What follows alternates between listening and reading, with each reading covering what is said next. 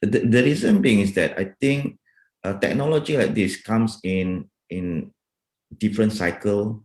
Sometimes the cycle is quite long. Sometimes the cycle of technology is a very short period of time, and it changes the way that we do things. And this really impacts the way that we, the way that we live, and in the way that even we work, even the way that we educate ourselves. Just take a look at, when we talk about IR 4.0. So when we are so excited about moving towards this new era of IR 4.0, which sometimes people tend to have misconception of what IR 4.0 is, because they didn't realize that they have gone through all the three eras before that. What is the era of IR 1.0, 2.0, and 3.0? Or are we really have already passed through all of this era? Are we still in that old era? This is the one thing that we need to ask ourselves too.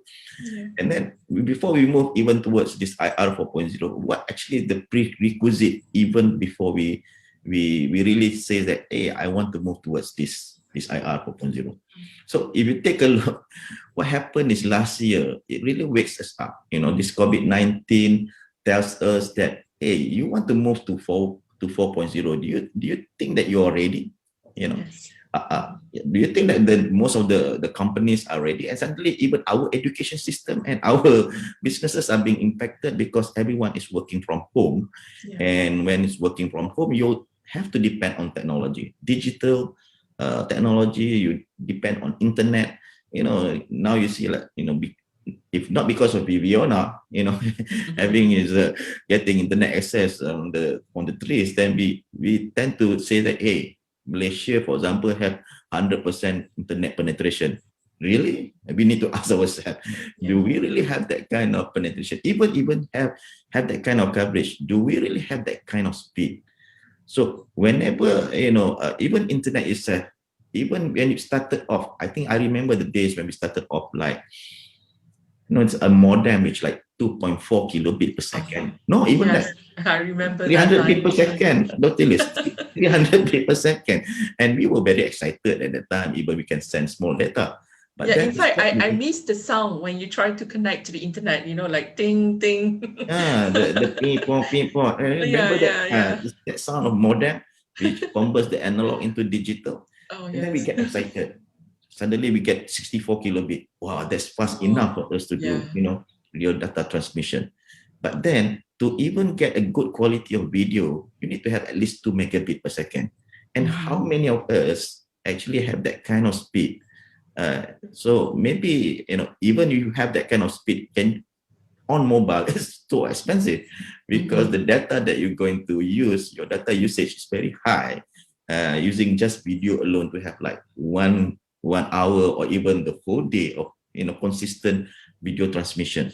So the only thing that you need to have is maybe a fixed line. So mobile have its own limitation, good coverage, but the speed maybe is quite limited and the cost is still very high. Yeah. So, but indeed, because of that, we suddenly realize that we have a very big gap in our infrastructure. We realize that things need to be changed. So whoever have a good technology like internet access, they can sustain themselves. So now the business like delivery services, online food or order, so it becomes everyone is purchasing online. So that is one of the good thing. Previously you don't buy things, but now you can buy things from almost everywhere. Yeah. I think it's because of the trust. Last time before we started to, put trust 100% that once we do the purchase online, then we will receive the item that we purchase. So we have that kind of, perception. But now I think it's like there's no longer about trust issue. I think maybe like 10 to 20%.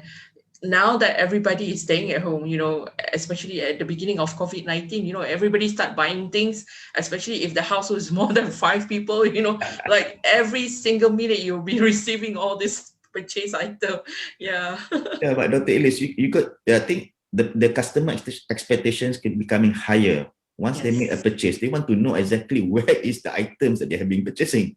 Where is it now? I'm buying from China, and suddenly it stops in China. So you don't know where the location of the items. So this is where technology like IoT, for example, tracking your items from one place to another place consistently, continuously. Every time when we receive a call saying that, are you at home? I mean, the delivery guy says, we didn't realize they already arrived in front of your house. Yes. So what if you can constantly track your items? This is where technology plays a role. But the customer is becoming, higher expectation in terms of this kind of services.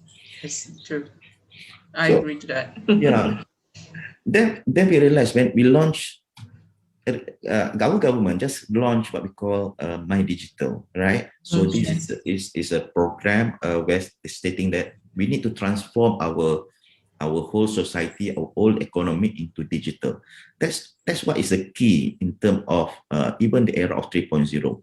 We realize that a lot of times our content is in analog form.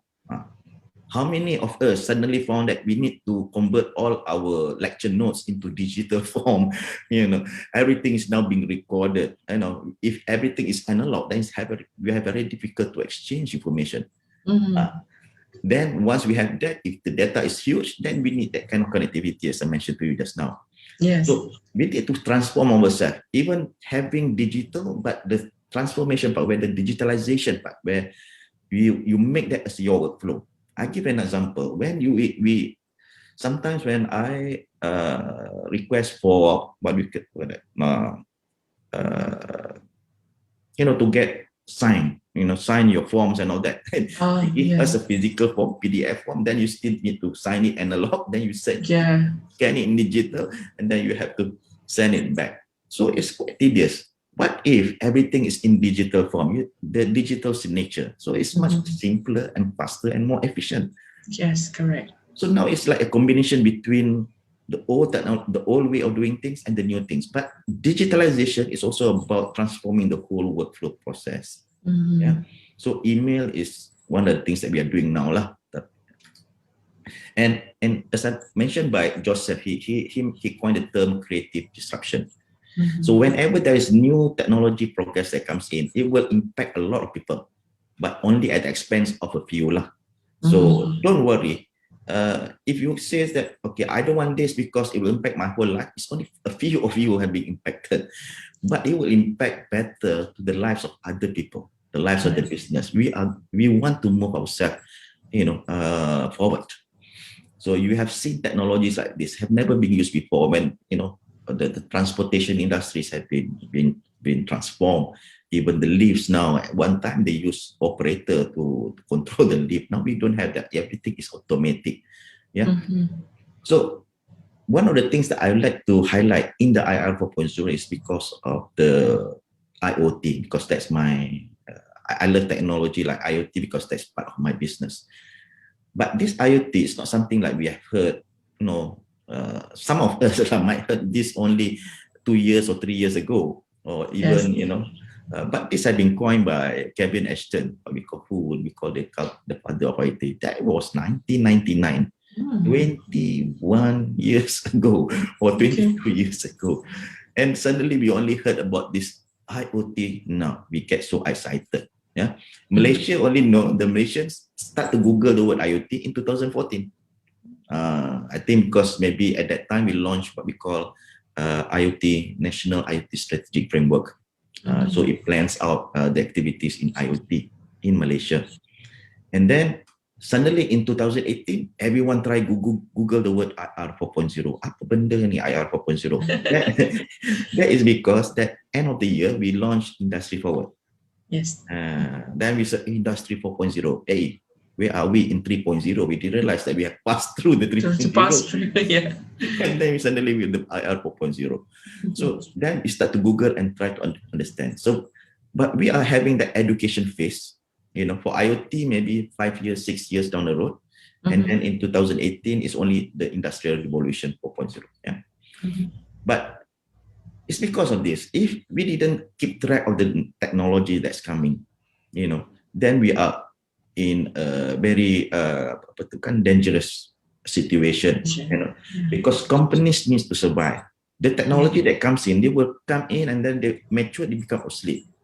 We have to take that particular wave when it's already at the peak, because it will bring you forward. So a lot of organizations, suddenly they found that I don't want to embrace or adapt this new technology. They're going to become obsolete. Every 3 to 7 years, organizations need to relook themselves and see that whether these new technologies that are coming in can transform their business. Yeah. So you just see that technology like internet and digitalization have disrupted a lot of companies, 20 industries in this case. Travel agents, TripAdvisor, they've been replaced by TripAdvisor, Hotel.com, no one's become the travel agent. With tax accountant, all this software on tax accountant, newspaper, everything online. Suddenly when we launched the magazines, So I'm not sure whether you have newspaper physical one at your home, Dr. Elise. I don't have. I don't have at the moment, but whenever, especially when you travel on the plane, but of course nowadays you don't travel so much on the plane, but usually when you travel on the plane, they will provide you the hard copy of the because we don't have internet access on the plane, so even my son, he get excited when to see the newspaper as in hard copy, because usually he sees online, so when he sees it, I have a copy here. So the books that we are buying now, everything online. The hotel that we want to booking, the Airbnb already replaced the new businesses. Everything is at the tip of your finger these days. Yes. Right. Autonomous car will threaten the job of any jobs which have drivers. Even the pilots. At one time, it's only the pilot that fly the plane, but now pilots is for the drones. So new kind of jobs that's coming in. So you see this kind of industries is being impacted because internet is coming in. Everything is going to be digital. So, but do you feel that this is now in the era of 4.0? No, all of this being transformed. It's either the era of 3.0. So what we are seeing now, the era of 4.0 comes in when the internet is being transformed. Transformed by the way that everything last time is everything on wired, now becoming mobile. All the knowledge now within your fingertips, easily for you to get access to the knowledge. Then the Internet of Things, when all the things that you can figure out or you wish that it can be connected to the internet, it can. Your toothbrush can be connected to the internet too. And some people have made that as a business. They say that, you brush your teeth and you need your toothpaste, they will make the order of your toothpaste automatically. So you will send this data to your doctor, how often that you brush your teeth. Anything is not possible these days, right? Anything is not impossible these days. Everything is possible. Everything is possible. Yes. So a lot of people feel that if this is something that you can do, you can make new products, services out of that. Yeah. Indeed. Yes. So when we talk about technologies, I just focus one thing. It's about the Internet of Things. Internet of Things have 4 main elements, or what I call 4 components. The sensors, the connectivity, the middleware, and the analytics or the applications. Let me share to you what exactly the sensors. In the sensors, it actually transforms the analog sensors into digital. The analog sensors, the human have. How many sensors, Dr. Elias, human have? 6 at least. Okay. I don't know, it's a touch, seeing, feel. Is it that kind of senses you're talking about? Yes, the sense of smell, touch, Touch, But you said 6, and 6 is sebenarnya 5. There are only 5 okay. So funny. I got extra one. So that's why I said, when I said that the women have 6 senses, they have the 6th sensor. That's the other part. Another one is the other sense. Yes, the other part of the sense which the men don't have, but the women have. Okay. Yes, correct. Okay. I have to agree that with you, Dr. Maslan. But then when they transform the analog sensors into something digital, like positioning, your motion, temperature, humidity, gas, there's a lot of sensors that's going to be available. And which one do you think that is going to be more accurate? Analog or digital? Totally. I think the analog one will be more accurate. Yeah, if I ask you, what kind of gas inside your room now? What kind of gas inside my room? How many % of the gas is oxygen? Oh yes. Oh, of course, that would be the digital, because you know you can only do what we call that estimation, you know, by the feeling. But of course, the digital will give you the more exact percentage of the gas. So for example, if you want to trigger thing, right, you need a quantified value, just rather than I think I feel hot, I need to trigger the aircon. It's maybe not sufficient, you know. When you are certain location, you need to trigger certain thing. But if the location is the like latitude, longitude, it's much better and accurate. Digital sensors in that sense is quite better lah, kan? Tapi but finally it will use this data to do some decision making process lah, yeah. I think I can give another example, right, Dr. Mazan? Just like when you're traveling, you're using the Waze and using the map. So it will give you more accurate about the how long the distance, how long it will take time, you know, this kind of things. Yes. Because it depends on the internet, right? Yes. To give you So Waze is basically an example of an IoT solution. It has the sensors. It get your location. It understands your speed of your car, and then it knows the distance that you have traveled. So with that, it will calculate how many minutes that you will arrive, the estimated arrival time, for example, time of arrival. And then after a while, they will know the congestion of that place in a certain period of time. So they have collected and make a prediction and tells you before you even take this particular route, it will tells you it's going to take you another 30 minutes, you know. So that's the beauty of IoT. Once you have collected enough data, you can make that prediction. So in your phone itself is an IoT device, and it has all the sensors inside there.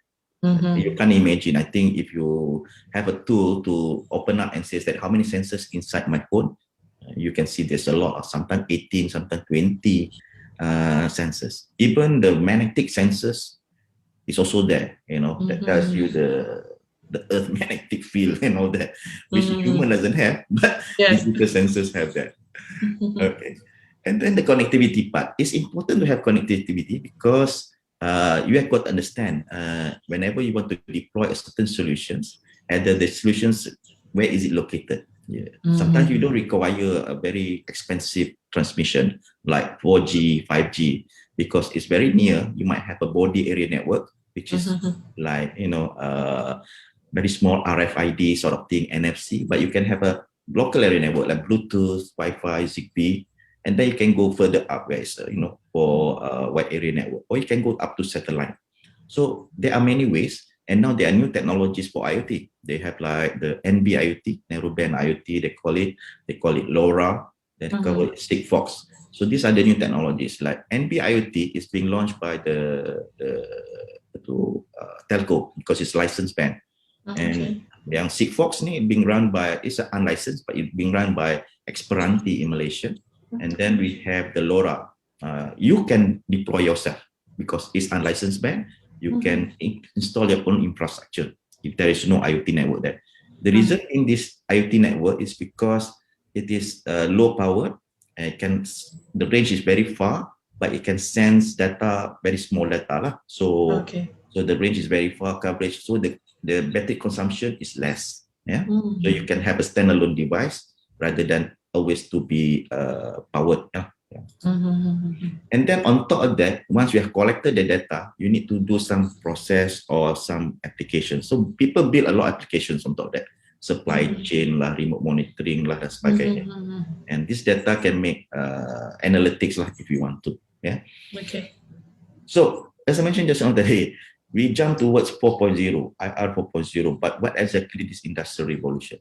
And there's a particular word there, revolution. Kalau tak ada revolution, dia lain sikit. People say, are we evolving or are we revolving? Or are we evolve or are we revolve? Revolution means it must be a very sudden and disrupt change, very sudden. If evolution is a very slow and gradual change, so we don't call it industrial evolution. If we move very slowly in adapting technology, then we call ourselves industrial evolution. But if you want to move fast, they must be very sudden. So you must more aggressive than more revolution. aggressive. Yes. You have to take that jump. Mm-hmm. So, for example, IR 4.0, when IR 4.0 comes in, the 1.0 is when the era of using manual and physical tools, you know, all this hand, you know, pekerja-pekerja yang labor dan sebagainya, you know. And then 2.0, electrical comes in, you have good technology, can enhance it further. Then internet comes in, automation, electronics, you know, database. And then the 4.0 intelligence comes in. Data is not everywhere. You can do machine learning, deep learning, and then you can do some big data analytics. You can do prediction.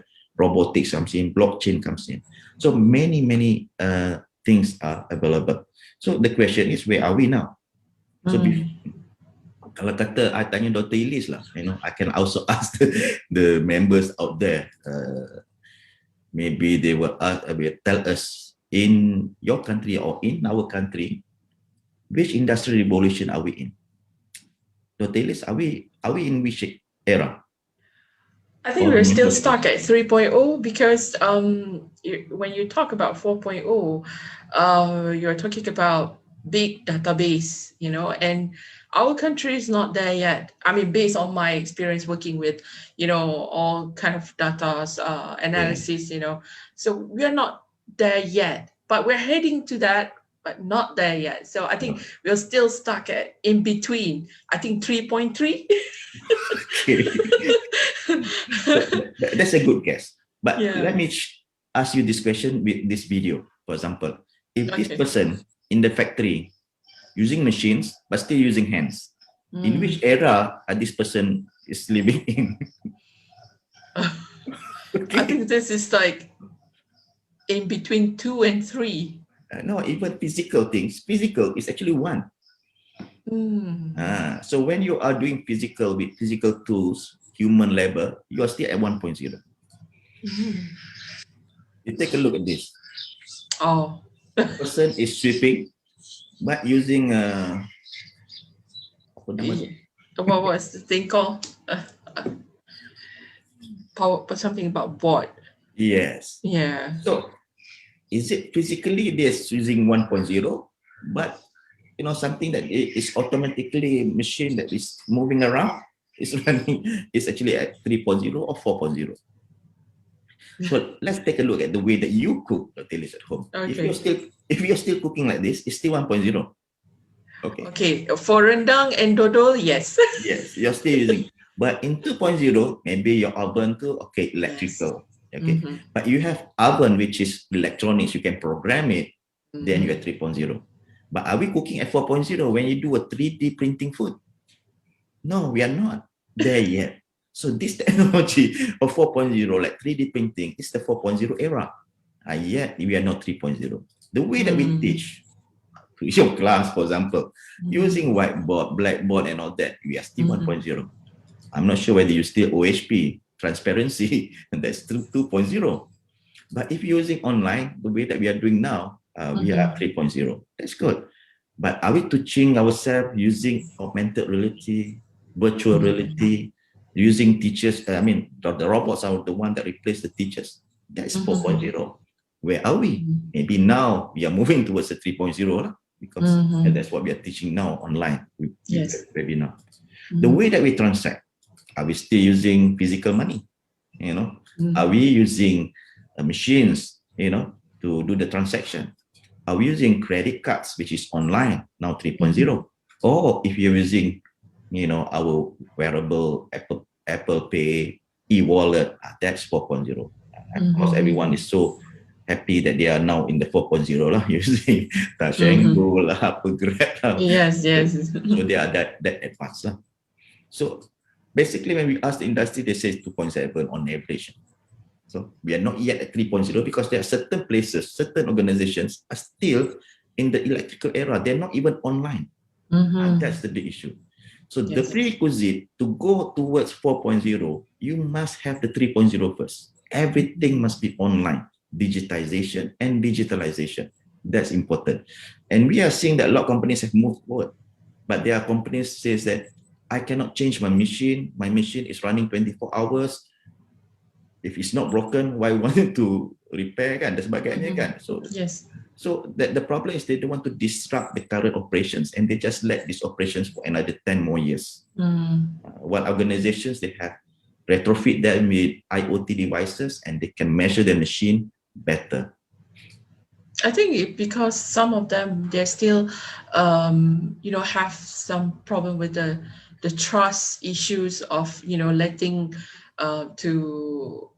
for example, AI to help them with their daily process, because they think like you can't trust digital, once it's broken, then it would disrupt the whole process or the whole change of their working. So those kind of things. And there are some also, I think, businesses where they think like they don't need digital because they're doing well at the moment. So I think those kind of things that made up their mind not to adapt digital, like to adapt their business into digitalization. Yeah. They feel that they are within the own industry where the whole industry is not moving, then they feel that they are comfortable. But what if one of the company is disrupting the whole thing, and now they can do a lot more than what the rest are doing? So they feel too comfortable within their own zone because they have not seen others are doing and changing things. Yes, and a lot of times people say that this new technology is replacing them. As I mentioned just now, disruptive technology will change and impact many people, but only affect only a few. So will robots replace our jobs? Yes, but not all of our jobs. Okay, they will actually help us in doing things, customer service, like Sophia in SoftBank. You have Sophia is the robot that in the middle tu yang become the Saudi citizen kan. Dia nak menakutkan kita that they can become a citizenship. but then they cannot lah. This is just a robot. But you see robots that even like Simon, that's being fly at the ISS, replace the astronauts because astronauts take a lot of space inside that room. Yes. So they just use a robot to record a lot of things and to capture information and also exchange data dan sebagainya. So robots will replace out some of the jobs, but what kind of jobs that they're going to replace? So robots they can do a lot of things lah. Things which is repetitive, things which you don't have the strength to do that, things which is very dangerous and very dirty jobs, robots can able to do and replace you. Of course, initially it should be robots, but since robots are not around, they use people to do that. But now robots is around, so they're going to replace that kind of jobs. Do you think engineer will be replaced, have likelihood to be replaced by automation? So they said no, because engineers have that creativity, design and all that, which robots might not have that capability yet. And then medical practitioners, these are the people who have empathy. Robots doesn't have empathy at all. No emotion. So you need to have emotion. Medical practitioners, you are safe. Construction worker, I'm sorry, this is going to be replaced by a lot of things. Automation will replace you. Yeah. So these are all the hard work, the repetitive jobs, and in tough areas, machines are going to replace the construction workers. So if you want to know whether the job's going to replace or you just go to this website and that's very interesting. That's very interesting. You key in your jobs now or the future jobs you're going to take, whether it's going to be safe enough or not. So I think I will share this with the team members, the link to all the particular slides. Okay. So if this is very difficult and very, seems that everyone should move towards this new technology, but what are actually the barriers? Why is it so difficult for us to move? There are four things. One, sometimes you need that champion, you need that CEO or the topmost leaders have that clear vision and mission that they need to champion it. And then there is so many divisions. The talent is not there yet, and people are with new technologies. You need to reskill them. And then because of this transformation happened across the whole organization. So you need to have a champion that can break down all these barriers. Sometimes the division just don't want to change. Another division don't want to exchange your data. Another division just want to maintain their old way of doing things. That cannot happen. So you must have a champion inside your organization to make that change. And then finally, it's not about technology is the problem. Sometimes it's the mindset. Now we are facing with different generation of group of people. You have the new generation, which is digital information. You have the old generation, which is the analog thinking. So these are the one that's going to, clash together. Clash of the Titans. You name it. If you get your new graduates that comes out and wants to work for you, and there is no internet access inside your organization. Yes, I noticed that. Like, it's the end of the world. Once you say that we don't have any Wi-Fi available, then that's it. You can see the frown in the face. That's the first thing they will ask. You know that no computer, no internet. No, in fact, when you have guests coming to your house, right? They start asking, do you have Wi-Fi? What's the password? Not only at the working place, but at home, when you have guests. Yeah, that's what happened during Raya. Whenever my relative comes in, they will ask for the Wi-Fi password. Okay. Okay. So why now the IoT is becoming like a tsunami? Because it's very slow last time in 1999, and suddenly it picks up again. And today it's because new technologies comes in. Hardware is becoming very cheaper, smaller. Connectivity everywhere you go, you can have access to internet. Software becoming simpler, sometimes drag and drop. The Moore's law, the number of transistors inside your chipset doubles every 18 months to 2 years. The Metcalfe's law effect, where everything is interconnected, data is always being exchanged, and you can have a lot and tons of data going to be gathered. So the reason why IoT come in place is that it's two things, because you want to connect your assets, you want to understand that your condition of asset and the environment that affect your assets. That's why you always have sensors to monitor that, like sensors that monitor the quality of the goods that you send. If you're a logistic, whether you want to maintain the quality. Macam kita hantar vaksin, they want to make sure the vaccine is maintained at that temperature and all that. If your asset is your health, you need to monitor your assets. So using a wearable device, so you have blood pressure, your heart rate and sebagainya, you can monitor. Your home is an asset. Your bus is also an asset. Your parking lot is an asset for the public. So if that is the asset, you need to monitor them. Where is it? Who use it? When is it? The peak periods, so on and so forth. And if you want to deploy IoT also, that comes in many phases. The maturity phase.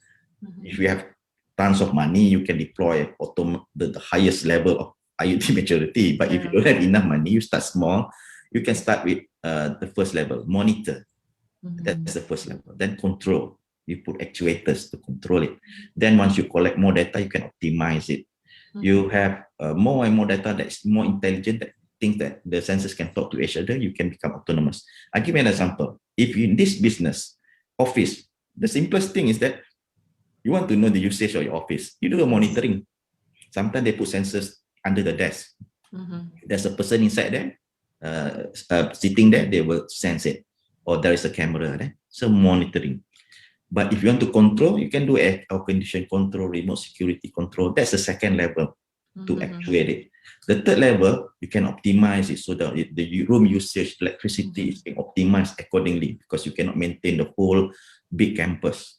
And then fourth, you must make it autonomous. When people come in and out, it's autonomously change with the condition surrounding. So if you are doing, if your asset is, for example, is boat, you want to monitor the location of boat, you want to know, you want to control your boat too, if you want to, tak pakai dan sebagainya. And then you want to optimize best route, the safe fuel, optimize the engine of your boat. If you want to become autonomous ships, which is very big, they can be controlled by self-cruising, self-sailing dan sebagainya. So it's no human going to take that particular role. So it can sail by itself. In agriculture, you can have monitoring of your big assets, of your tractor, where they are. You can make it secure. You can control them, or you can make it. You can optimize the usage of your and do the preventive maintenance rather than scheduled maintenance of your big machines, very expensive machines. Or you can make autonomous lah. I think nowadays, even you can see tractors can just without any farmer or drivers handling them. So it's a big change. Every part of these new phases of maturity, it gives you new business opportunity. So you can see now technology like this is disrupting the older ones. So for example, the technologies like Uber is becoming so disruptive because they say that everyone can become a taxi driver. Oh no, it disrupt my periuk nasi. Then what happened when everyone says, hey, now there is this taxi is driverless, so there's no more job for me. The taxi driver, So it disrupts again. You become obsolete. So, and then if you look at this automation of cars, there are different levels of automation. You can the level 0, 1, and 2 is where human take the role of the car, full control of the car, and some autonomous automation is being handled by the car. But 3, 4, 5, if you let the car takes its role, and you become the assistant, like the one that you park by itself, macam kita proton kita, maybe at level 3. But level 4, the car drives by itself, but the steering is still there. But level 5, the car drive by itself, there's no steering at all. There's nothing. You're just a passenger at the back. You're just a passenger there, happily inside the car. But it also poses a lot of issue, because what happens if katalah you are taking the level 5 car, is very autonomous. When there's something wrong with the car have only to make that 3 decisions. Turn to the right and hit the children. Turn to the left, hit a group of old men and ladies. Or you become a hero, you hit the wall. So what happened when you embedded that kind of software inside the car? Which decision that this car going to make? So this is something is also something that we need to think of when we go beyond than just having an autonomous car. So when things like this happen, what is the decision-making process? And then there is this thing coming in, the car is not flying. It's not even an helicopter, it's not even a car, but it's a flying taxi. So it poses a lot more challenges, right? And then that's why the reason that we need this kind of pilot trial to be done. So we need to understand at least 4 of these factors. One of the factors we need to understand is the technology maturity. How mature is the technology? We want to understand how the market is going to adopt it. Is there a new business model come out of it? And maybe how the government have to react based on their old policies, the old regulatory based on the new technology. So that's why the government have this NTIS that tells you, if you want to drive a car which is autonomous, you must confine into certain area. Because the regulatory says that a car must have 4 tires. What if the car can fly? Is it a car or is it a plane? Or is it a helicopter or what? Is it aviation or is it ground transportation? So we have different ministries handling that. So they might have to come together and revamp the whole regulatory. And that's a pilot. When there's a pilot, you need a license. So what kind of license? Is it the same license as flying a plane or a drone, a small drone? Can you send goods using drones, for example? Become a postal services. That is only goods, but what if you send people inside there? So all of these things needs to be figured out. We don't want the regulatory to stifle the whole innovation. We want them to encourage people to be more innovative. But we want to ensure that regulation and policy make sure that the citizens are safe when using this. Okay, I'm not sure. I have maybe a few more minutes. Maybe you have 15 more minutes. Okay. So I would like to share something which is like the telcos now. Sometimes we found out why the telcos very slow in embracing IoT. Okay, there are a few things. One they feel that their legacy business still the connectivity. The big pipes selling you the package here and there. That's it. So the old habits die hard. It's a SIM card based business. It's a less complex, easy for you to sell because but tapi dia punya ARPU tu, dia punya average revenue per user is still slow. So the volume is still small. So they don't like it. They prefer the voice package. And then because the expertise is not there yet, because traditionally there are telco business connectivity, but IoT is a solution based. So you need to pack all that 4 components I mentioned to you earlier. So they need to do solution selling, manage services. So they have to rethink the way that their expertise and relearn it. So maybe they need a market partner to do that. Then it's mindset blocking, because the slow business cycle is slow. It's not like you launch one package, today you have unlimited data, that's it. It's easy, but here is a slow business cycle. You have to convince the customer why it's important for you to transform and so on and so forth.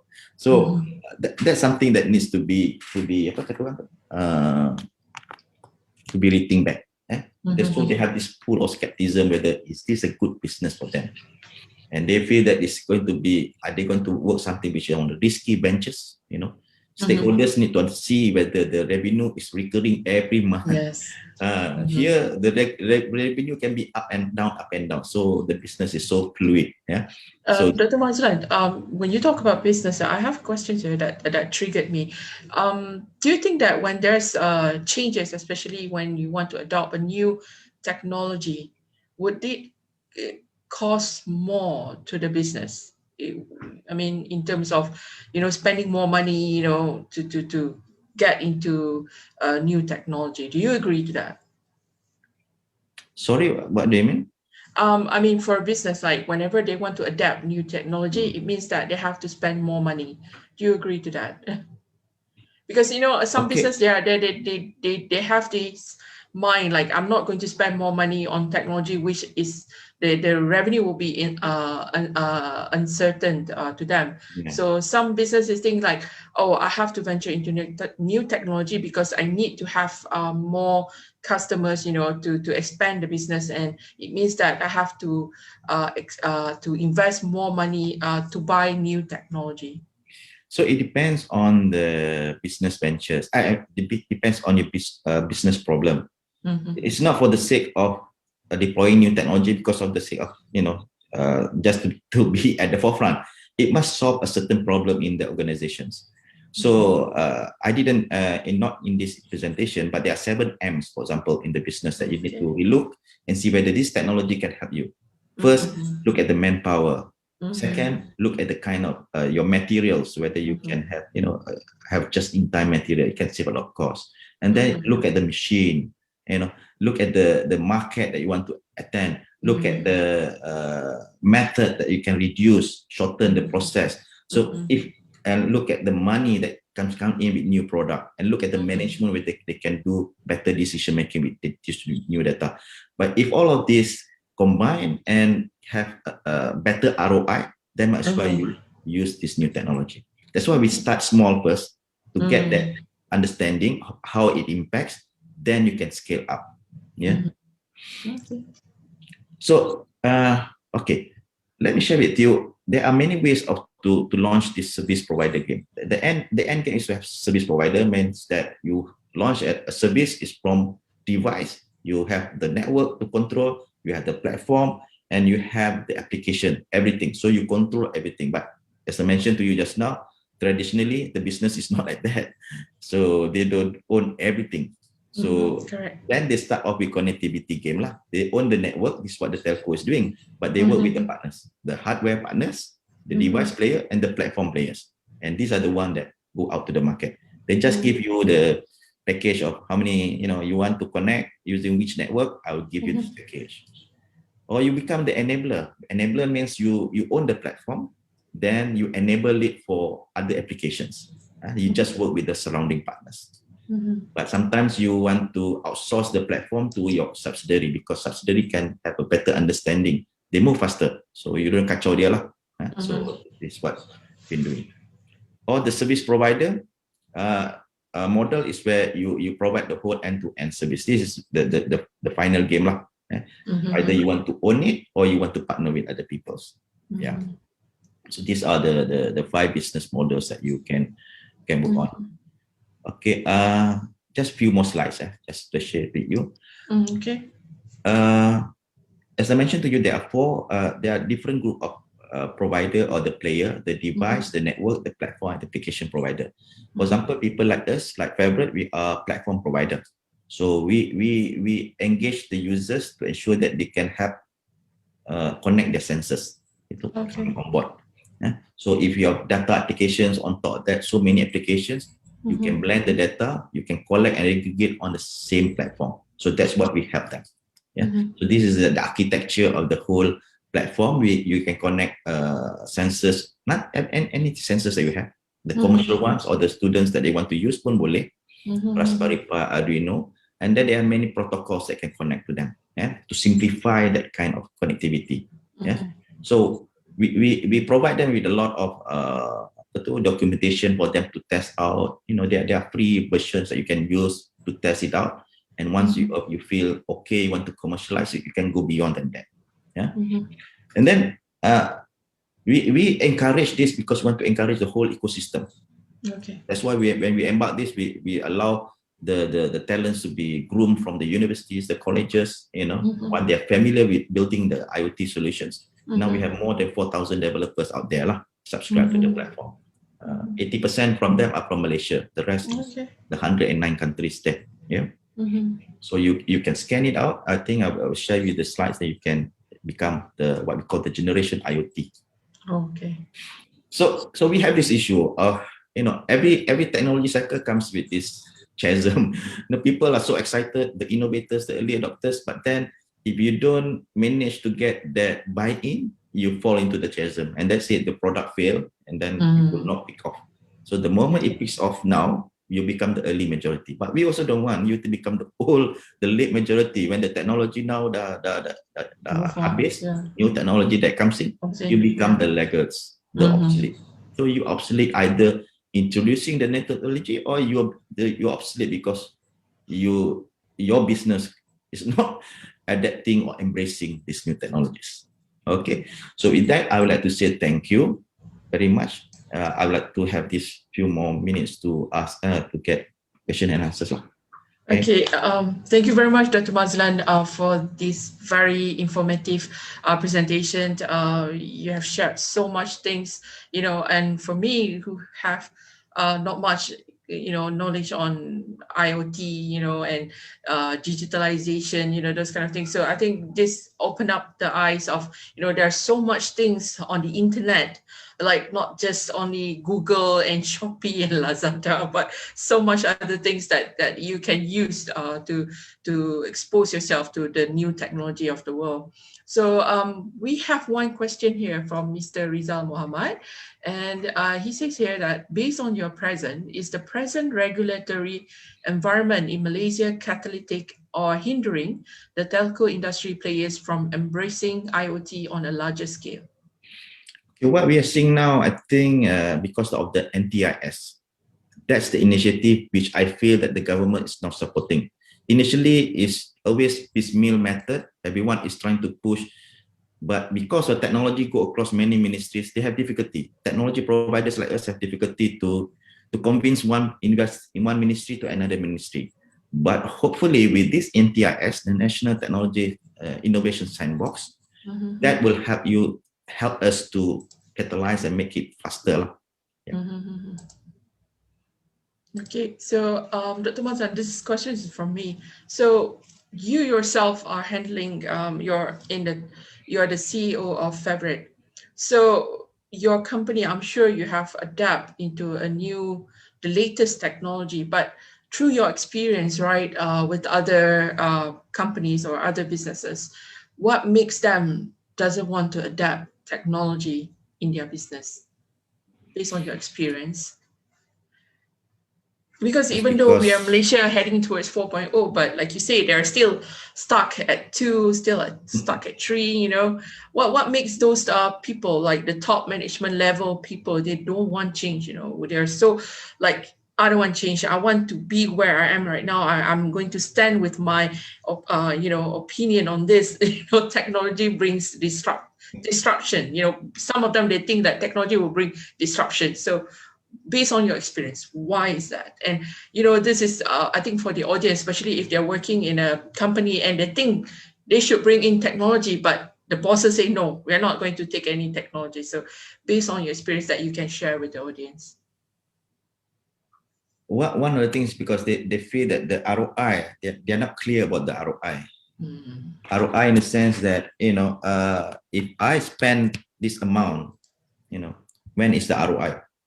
So that's why we suggest not to go for a very big scale and spend millions of ringgit or hundreds of thousands of ringgit. You can start small, look at the biggest problem statement that you have there and see whether this technology can make an impact.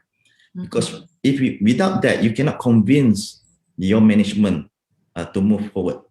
That's one thing. And secondly, they feel that they have old processes. They don't want to change that process. And I give an example. When you have a certain process, you have certain people that can sign off certain things. They are the one that can feel power, the authority. But with technologies, it can bypass you. So they feel that they are now not being useful and somehow being threatened by that kind of technology that can shorten up the business process. That's why we cannot push it from the below part. You need to push from the above part, who says that I need to transform my organization. And then the third one, maybe the cost is also an issue, because the cost is a chicken and egg issue. If you have volume, then the cost can be lower. And if the cost is, because currently now we are so dependent on technology from overseas and all that, the cost can be very high because of the importing and all that. But if we can do everything within Malaysia, we can control our ecosystem on producing our own technologies, then it can be faster, can be really customized easily. Otherwise, every time you want to do certain things, you need to call them up, and it's going to be very expensive. That's why I will insist that Malaysia should become a producer nation. Once you become a producer nation, not just a consumer nation, consume things from outside, producer nation, then we need people who have the skills and the talents. Then that skills and talent can increase your value, and increase your value, increase your salary. So otherwise, your salary becoming just low because we are just consumer. Yes. We don't think new things, and we just buy and become a user. So that will not bring us to another level. You look countries which is very advanced, it's because they produce things, and we need that. That's a good answer, Dr. Mazlan. I think what is lacking in our country is that the awareness of being, to start something, because some of us, I think, they still have this sitting in a bubble where they think that to start up something, you have to engage so much things, and they think that they are not ready for that. I think now it's time for Malaysia to, push ourselves into the next level of, to start something new, to produce more products rather than waiting from products from China. So hopefully we have more made in Malaysia in the future, right, Dr. Mazlan? Yeah. So I saw just one. okay. I saw this documentary. The person, and they built a robot in China just within 1 week, because just within that one particular complex, all the shopping mall have all the necessary tools, materials out there. So if we are in Malaysia, can we build a robot just within 1 week? No, because we have to buy components from many places. So we are not that we should have that good ecosystem, so you don't have to depend so much from everywhere. Yeah, I think just to comment on that, even at schools these days, they have more innovative competition, among the students, and you can see that how they build up things. I think that's another way of, encouraging more people to venture into innovative and technology, and this is for the future generation. I mean, for now, maybe we don't have people that produce, but hopefully within 5 to 10 years, we have more new generation that will come up with the new products, venture into technology. We have another question here, Dr. Mazlan, from Mr. Rizal Muhammad. Establishing an IoT conducive ecosystem is crucial. What are some key principles the government should be focusing on in tackling emerging technologies that may be associated with IoT development? I think one of the most important part is allow the opportunity for the local people to showcase their technologies and products. I remember the time when during the COVID-19 happens, and suddenly the government asked all the vendors or the technology providers in Malaysia to show what they have. My question is, why can't they have that database much earlier rather than, you have, in the last minute, you're asking everyone to submit your proposal and so on and so forth. But if you have a portal, a database that can shows all the strength of our own homegrown companies, then it's easier for you to pick and choose certain things. I give an example. When we launched the Industry Forward, they do this readiness assessment for all the SMEs. So now they have done the assessment. Now they want to do intervention. So when you want to do intervention, there must be companies who have that technologies to intervene and provide the right solutions. But who are they? and they don't know who are they in Malaysia. That's a big problem. So we must have that kind of ecosystem. So the government have to help us in terms of that. Yeah, I agree to that. Well, thank you so much, Dr. Mazlan Abbas, for sharing with us your experiences, your knowledge on IoT. And in fact, we have you again in webinar this coming Thursday with the topic of harnessing the powers of IoT. So you will be with Mr. Y.M. Chiku Amiriza Chiku Muhammad as the moderator for the session.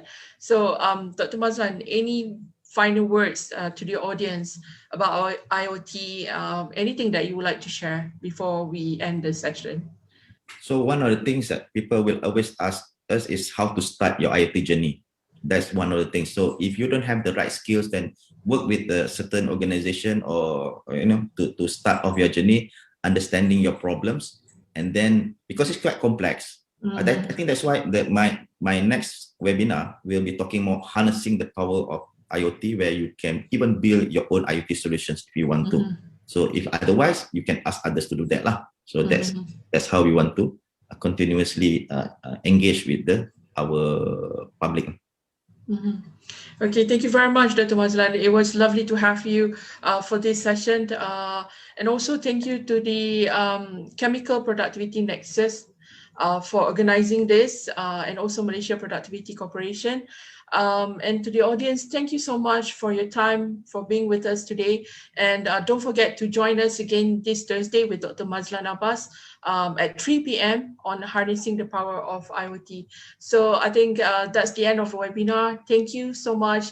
Stay safe, everyone. Take care and have a great week to all of us. And Ramadan Kareem for those who are fasting. All right. Thank you so much, Dr. Mazlan.